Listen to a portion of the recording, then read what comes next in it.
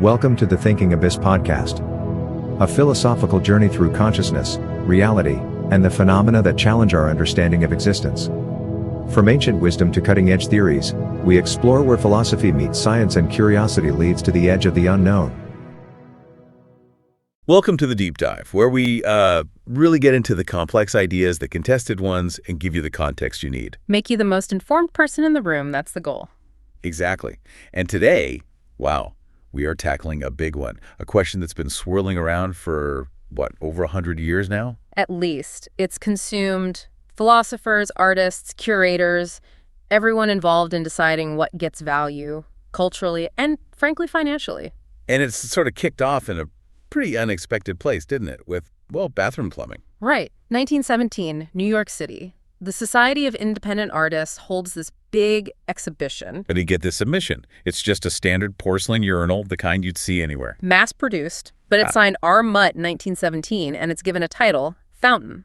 Now, the funny thing is, this society had this whole philosophy, right? Yeah. They promised they'd show absolutely everything submitted, no jury, super democratic. Yeah, it was the promise, but they took one look at Fountain and, they broke their own rule. They rejected it. They didn't just reject it, they kind of hid it, put it behind a screen during the show. Pretty much, yeah. Tried to pretend it wasn't there. Of course, that backfired. The controversy blew up, and suddenly everyone was talking about this urinal. And that moment, that rejection of this ready-made object, it wasn't just an argument about one piece. Yeah. It cracked the whole foundation. It forced this fundamental question onto the table, a question we're still wrestling with. What actually makes something art? Is it the skill involved? Does it have to be beautiful? Or is it about the context, the gallery, the museum? Or maybe just the intention? The person who says this is art, is that enough? That's exactly what we're diving into today. We've looked at the sources, the arguments, the philosophical battles that have raged ever since that urinal showed up. We're mapping out these competing ideas, these attempts to pin down a definition. And look, this isn't just some abstract academic debate for, dusty philosophy books. This really matters for you listening right now. Absolutely. The answers, or the lack of answers, determine what gets saved in museums, what gets government funding, what's taught in schools. It shapes how you understand human creativity itself, from, ancient cave paintings all the way to AI images popping up right now. So Duchamp, we now know Marcel Duchamp was the artist behind R. Mutt. Mm-hmm.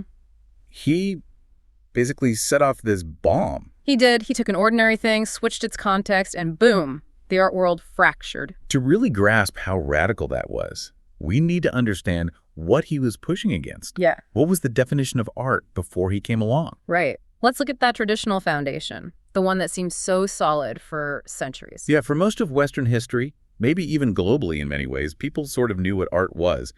There was a consensus built on, three main ideas, three pillars. Pretty much three core pillars that held up the definition for a very long time. And the first one feels like the most obvious: craftsmanship, skill. Exactly. Pillar number one, craft and skill. For thousands of years, art just was inseparable from amazing technical ability. And we're not just talking about effort. This was specialized skill, years of training.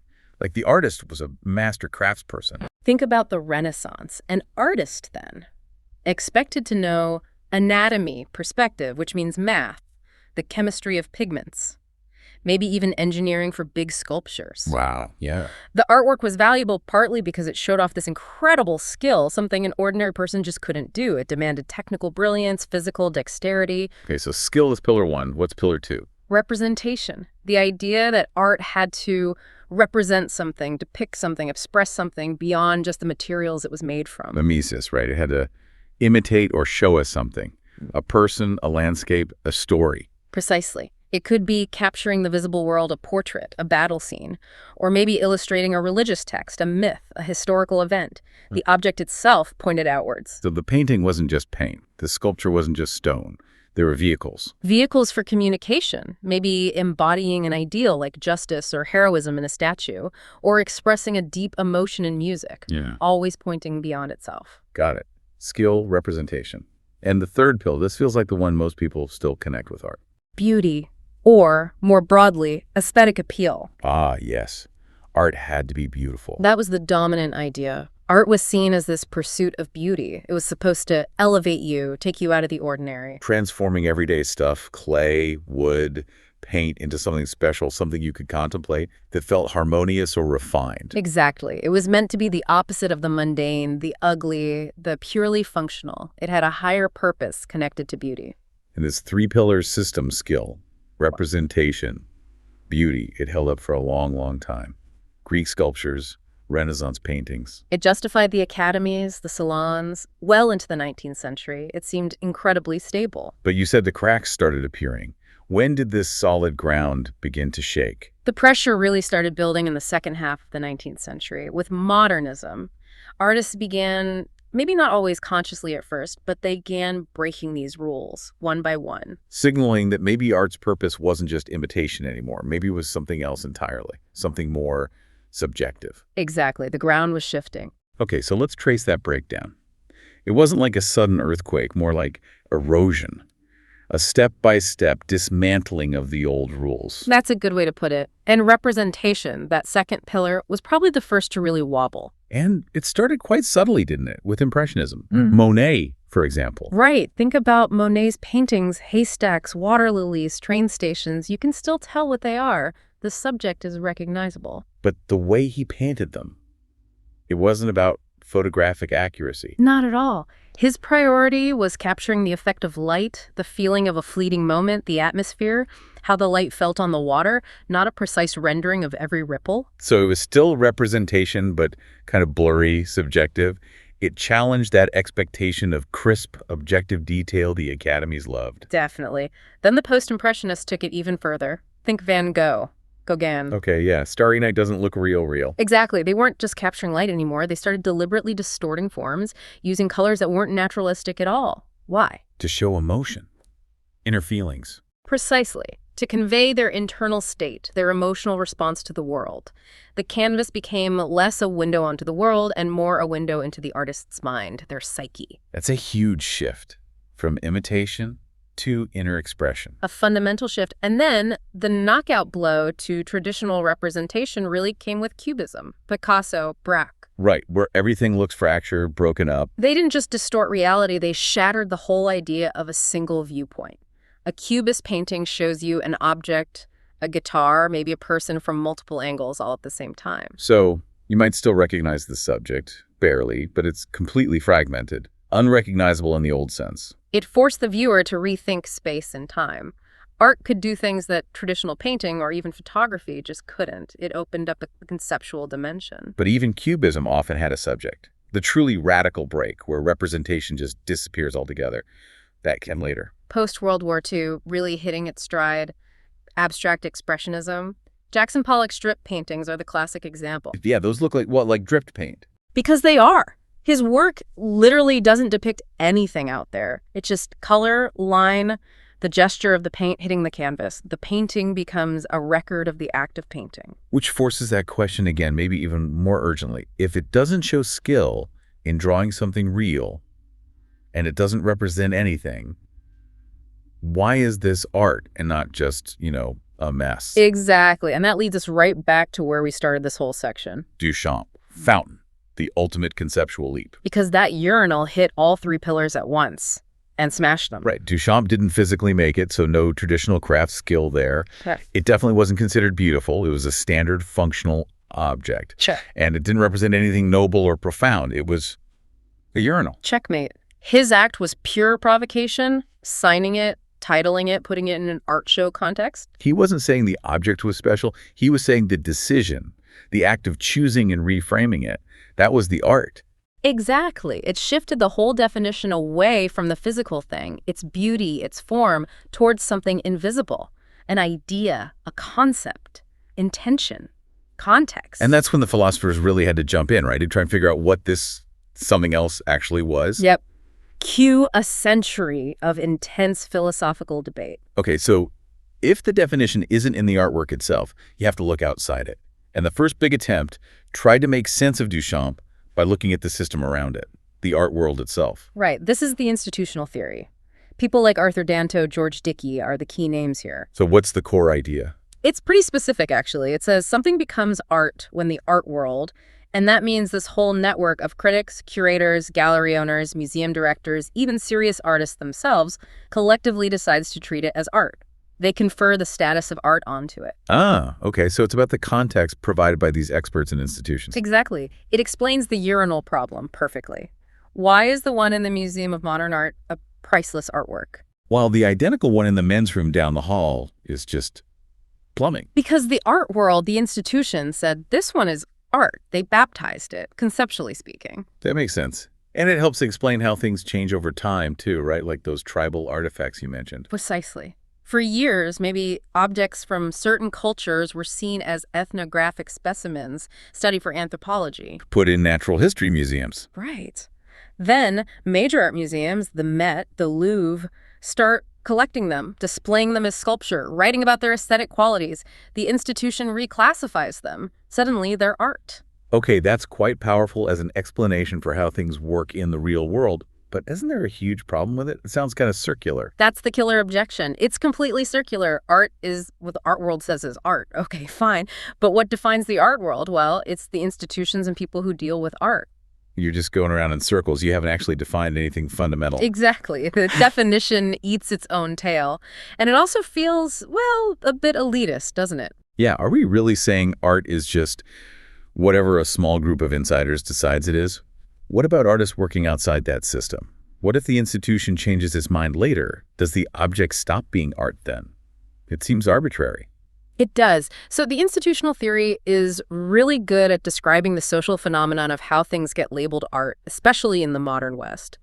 But as a deep philosophical explanation of what art is, it's pretty weak because of that circularity and potential arbitrariness. Okay, so if the institution isn't the answer, maybe we swing the pendulum right back to the person who started it all, the creator. That leads us to the intentionalist position. This seems more straightforward. Something is art if the person who made it intended it to be art. Basically, yes. The idea is that an object is art if the creator intended it to be experienced as art, contemplated, interpreted, maybe aiming for some kind of aesthetic or intellectual response. That clicks. Duchamp's fountain is art because he intended it as a philosophical bomb.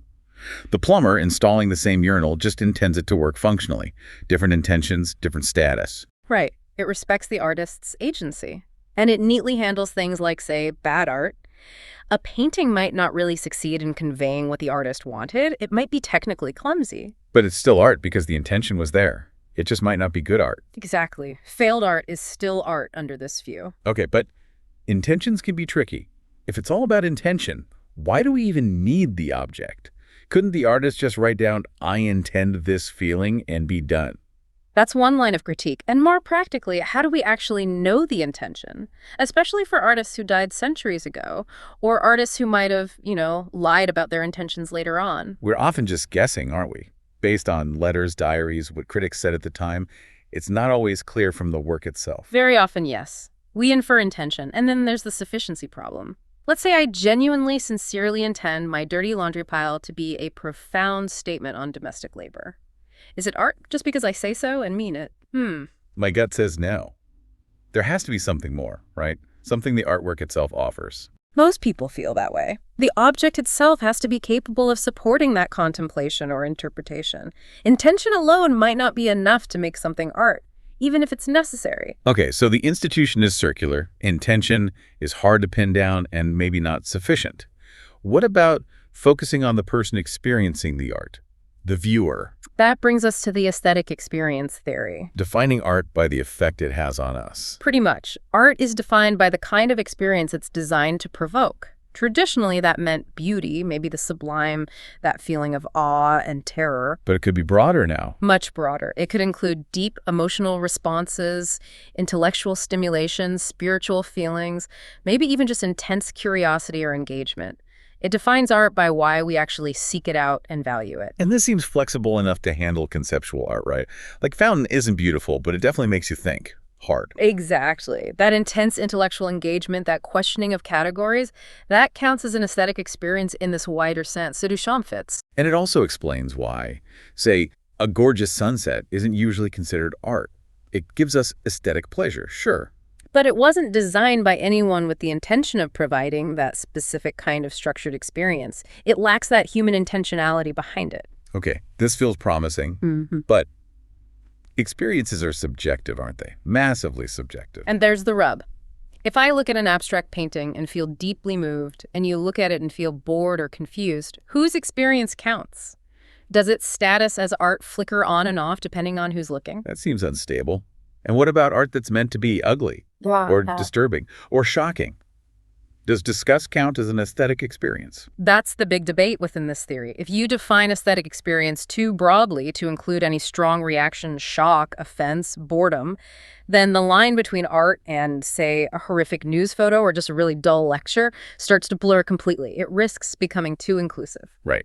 Okay, let's try going back to the object itself, but in a different way. Not representation, but just its visual qualities. Yeah. Formalism. Exactly. Formalism, often linked with critics like Clive Bell and Roger Fry early in the 20th century. What was their approach? They argued that what defines art isn't subject matter or beauty in the conventional sense, but something they called significant form. Significant form. What does that mean? It refers to certain arrangements of lines, colors, shapes, volumes, the purely formal elements that have the power to provoke a unique emotional response in sensitive viewers. Bell called it aesthetic emotion, representation, story, context, all that is secondary or irrelevant. Ah, so this works perfectly for abstract art, like Mondrian's grids, maybe. It's just lines and colors, but arranged in a way that feels significant. Precisely. It gave a justification for abstract art that didn't rely on imitation, and it seemed to offer objective criteria you could analyze the form itself. How do you objectively define significant? Which arrangements of lines count and which don't? It sounds a bit vague. And that was its downfall. Significant form turned out to be incredibly hard to pin down objectively. How do you test if a form is significant other than by seeing if someone feels that special aesthetic emotion? Which sounds like subjectivity creeping back in again. Exactly. It just shifted the subjectivity from the overall experience to this specific, supposedly unique emotion tied to form. And it completely falls apart with conceptual art. Right. Duchamp's urinal.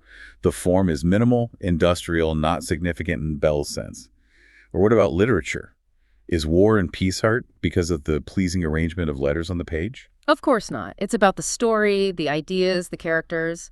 Formalism just couldn't account for art where that concept or the narrative is paramount. It was too narrow. Okay, so trying to find one single thing, skill, beauty, intention, institution, experience, form, it seems like every attempt runs into major problems or leaves too much out. That's pretty much the story of the 20th century in art philosophy. The quest for a simple, universal definition based on necessary and sufficient conditions just hasn't panned out. So where does that leave us? Do philosophers just throw up their hands? Not quite. The thinking shifted towards frameworks that embrace the complexity, that accept that maybe art isn't one single thing. Which leads to ideas like the cluster concept or family resemblance from Wittgenstein? Exactly. Wittgenstein used the example of games. What single feature do all games share? Board games, card games, sports, computer games. Competition? No. Solitaire. Rules? Maybe, but very different kinds. Fun? Not always. Right. There's no single essence. Instead, games share a network of overlapping similarities, like members of a family. Some share feature A and B, others share B and C, others share A and C. So the idea is that art is like that. Artworks form a family. Some have skill, some beauty, some are expressive, some rely on history, but no one feature runs through all of them. That's the cluster concept approach. It respects how diverse art is, how it changes over time. It explains why it's so darn hard to define, because there's no single core property to find. Okay, that feels more realistic, more descriptive of what we actually see. But does it solve the definition problem or just describe why it's impossible? That's the criticism. It's a great description of the practice of art, but if there are no necessary conditions, no firm boundaries, how do we stop the concept from just dissolving?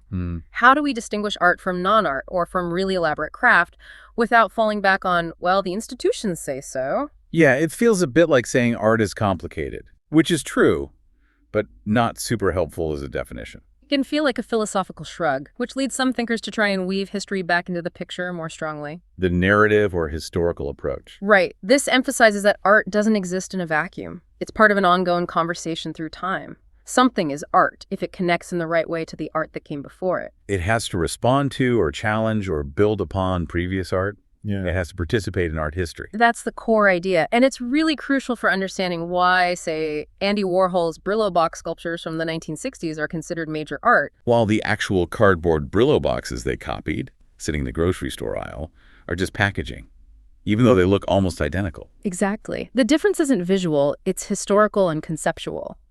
Warhol's boxes are art because they're commenting on Duchamp, on mass production, consumer culture, the line between high art and everyday objects. They're plugged into the art historical narrative.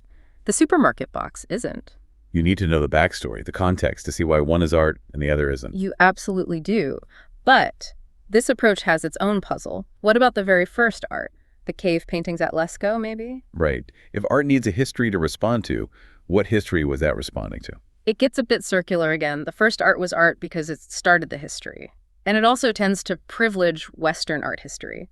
Does an object from a completely isolated culture, made with incredible aesthetic care but no connection to that specific historical dialogue, count as art under this definition? It can be problematic. Okay, this is getting complicated. Let's tackle a really common argument you hear in galleries. The skill question.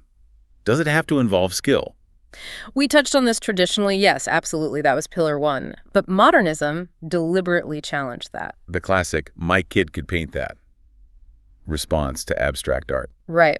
And the defense was often that the idea, the vision, the emotional honesty mattered more than the technical polish, or sometimes the lack of polish was the point. And then conceptual art took it further.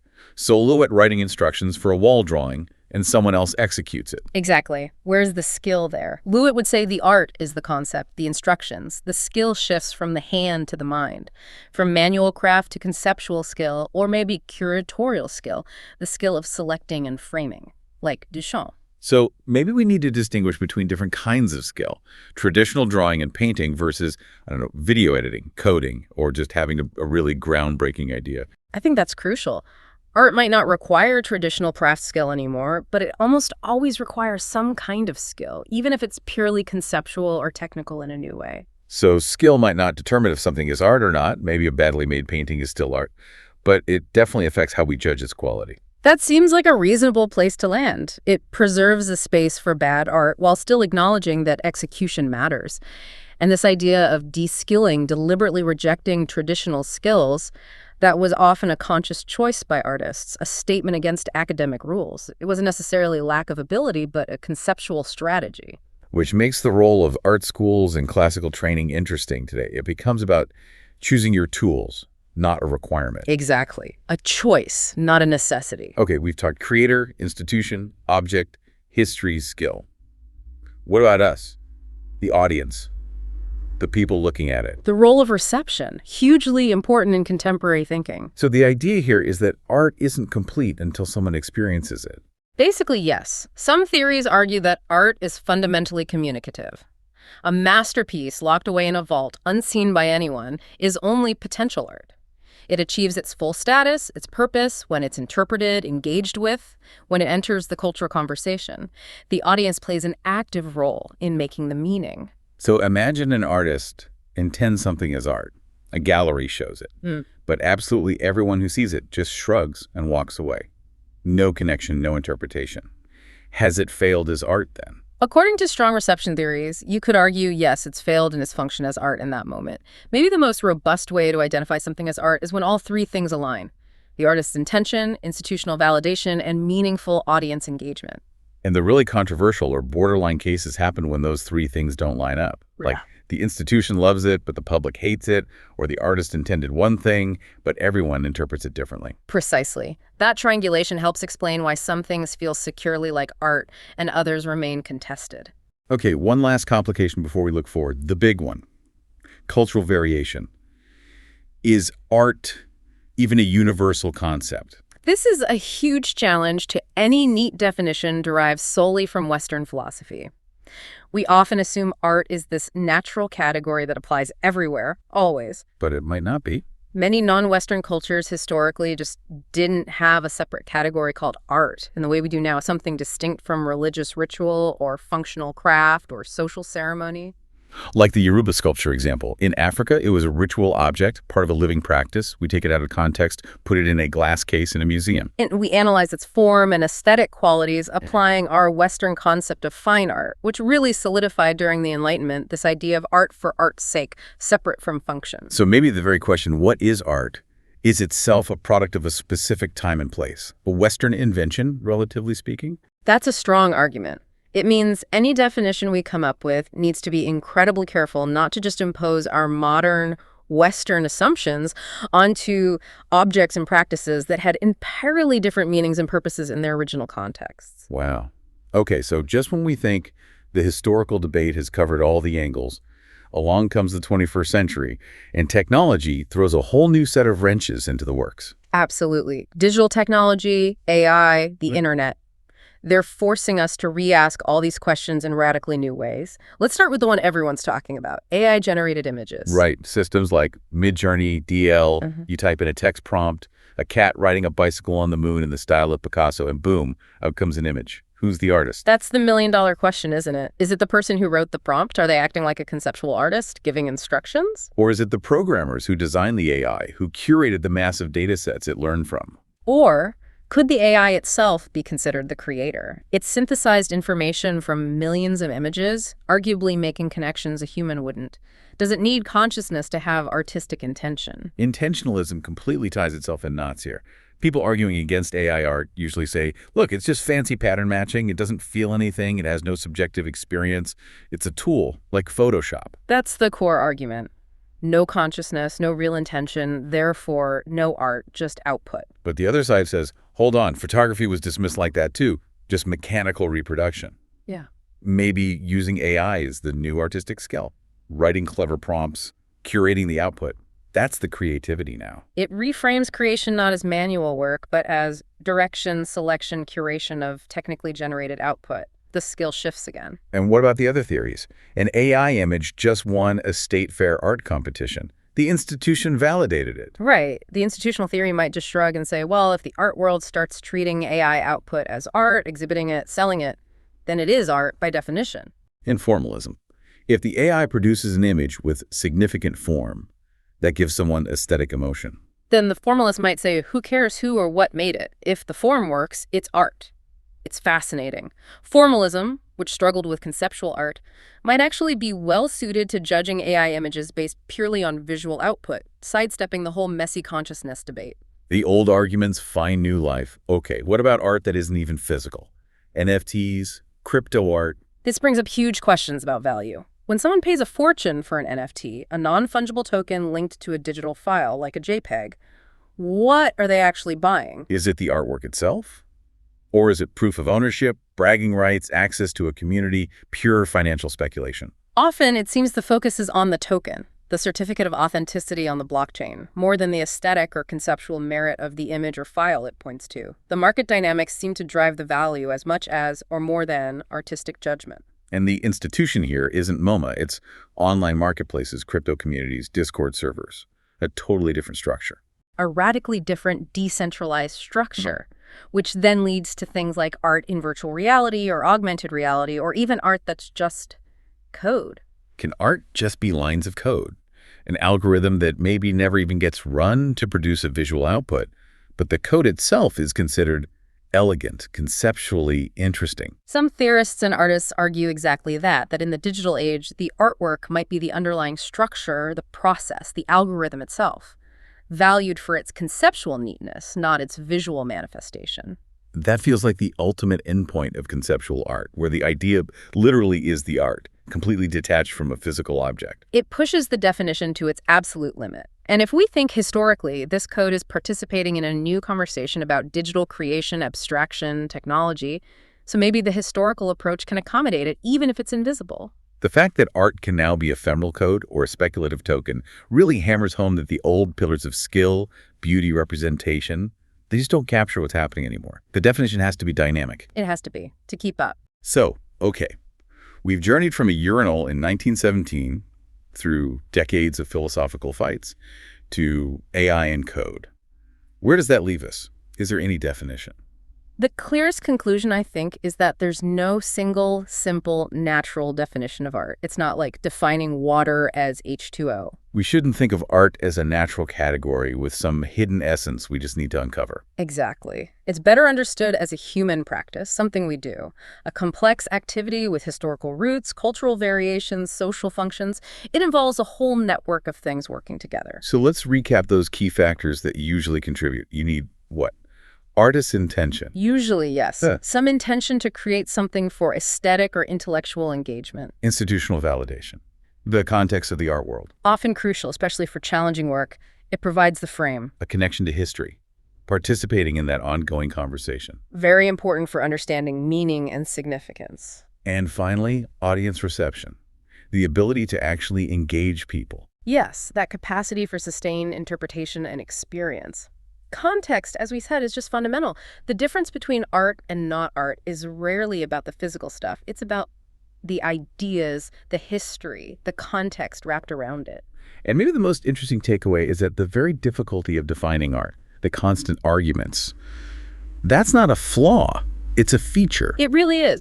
The fact that smart, informed people can look at the same thing and passionately disagree about whether it's art, the concept is essentially contestable, as philosophers say.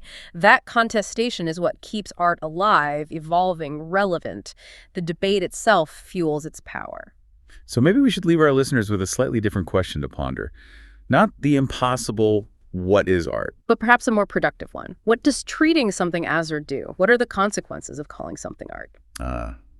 When we decide to call something art, we give it a special kind of attention, don't we? A huge amount. We expect it to mean something. We analyze it, interpret it, connect it to history and culture.